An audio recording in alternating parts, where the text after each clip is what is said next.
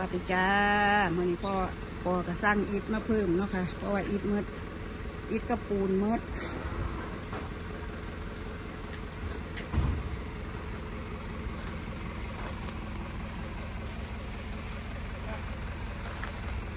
เอามาล่องมองนี้นี่แหละนี่มันจะขนง่ายเอาถอยมาอีกเอาปั้วออกเอาถอยมาอันอีก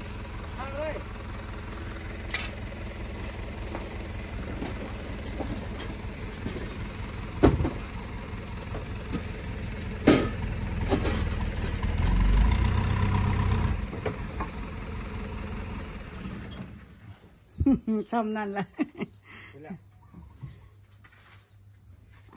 ไม่รถลากเลยโอ้ยมาหยาดทำนี่ยินหน้าตะเกียบมาหยาดนะมือเกี่ยวหน้าตะเกียบยังไม่ได้กินอะไรเลยสร้างทางปูนกับอิฐ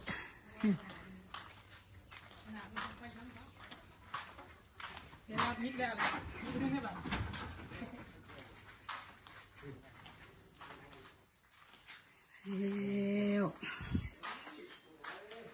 แล้วก็เตรียมสาบเพราะว่ากะสิเทข้านมองนี้เนาะค่ะเพราะว่าปูนมากพอดีปูนมืดที่ข้านมองนี้แล้วกระสวมใบเขากะสิแกะแล้วเขากะสิก้อกะก็คือมืออื่นก็เตรียมการสาบเนาะค่ะแต่กันยังพันได้สาบลืมข้าวยากะค่ะแต่ว่าลืมเบิ้งห้องน้ำกองนั่นแล้วก็ก้อห้องน้ำแล้วเนาะค่ะยากะลืมเนื้อสร้างมีสองสร้างอันโปกับสร้างเงาโปมันน่ะ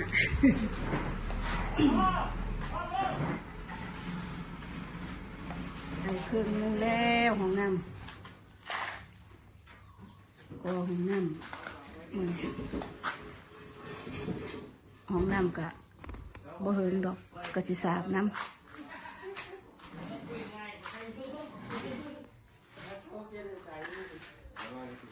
ก็ห้องน้ำก็มองนี้เนาะค่ะเรือห้องน้ำกับเรือมองนี้เรือที่ซ่องก็เซ็ตสี่กอเด้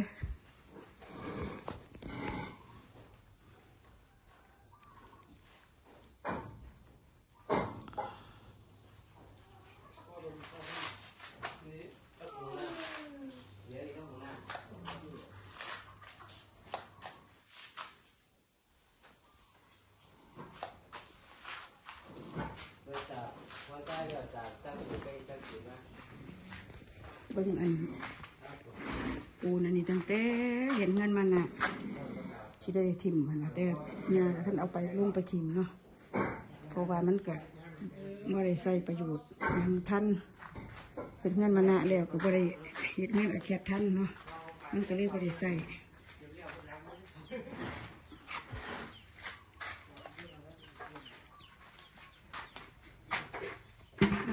มองนี้ขาดว่ามือเสร็จเรียบร้อยก็สองคนหนึ่งเดี๋ยวเด็กนึงก็อันหน่วยผสมปูนยุดสงสัยมือ4 มือ5 มือแล้วต้องปูนได้ทุกอย่างแล้วขอผู้ใดมาขอมาปูนปูนด้วยไม่ดีเลยไอ้ยังจะพ้นเลยแม่ไปดีทางก็ได้ไหมนักเด้เงาะก็ได้เล่นหน้าเล่นหลังเก็บไว้ได้ทั้งทีนี่นะมันดิ่งว่าเก่าเก่สมที่คืนยังคักเลยผสมคืนหนูยังไงคักเอาได้เอามาพร้อมที่บอกปูนได้จังได๋มาเยอะแล้วเนาะ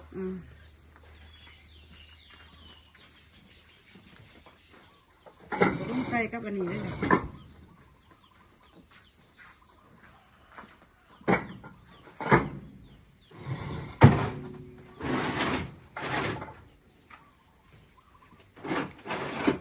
ผมให้ดีนะสร้างนี่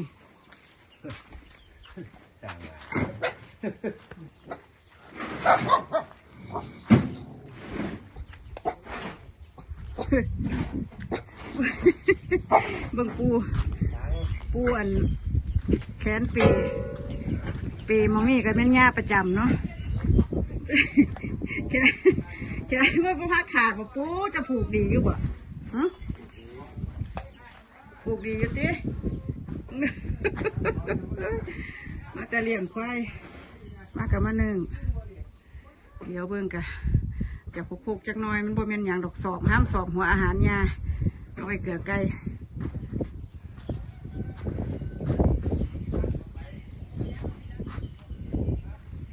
อุ้ยลมว้อยๆเมื่อคืนนี่ฝนตกลิ้นกับตกลิ้นข้าวเดียวไม่ได้กินดอกเขานี่เดียวเบิ่งเนาะ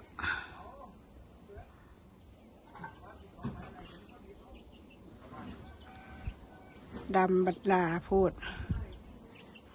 ฝนกับโบตกดีโบน้ำโบหงโบยัง อันที่เห็นหงให้นี่ก็คือสูบน้ำใส่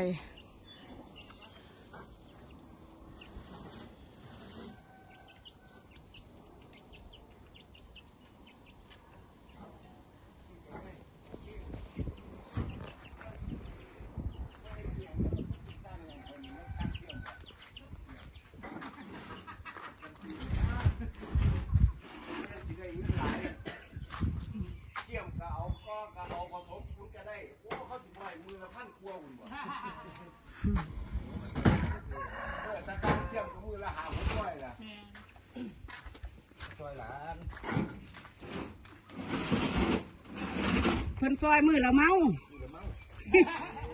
ซอยหลานมือละเมาสร้างเงา บ่อยากเสียงน้ำแน่ว่ามือละเมาเนี่ยเอาเลย มันหลายก็จ้างมันมั้ง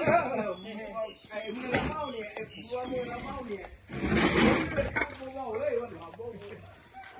เอาเลย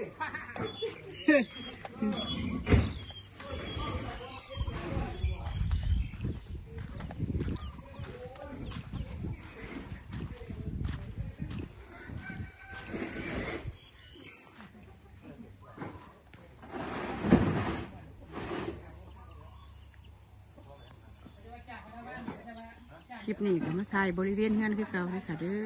ออย่าเพิ่งเบื่อกันเด้อค่ะนี่กดไลค์กดแชร์หาแชทในเด้อค่ะเด้อ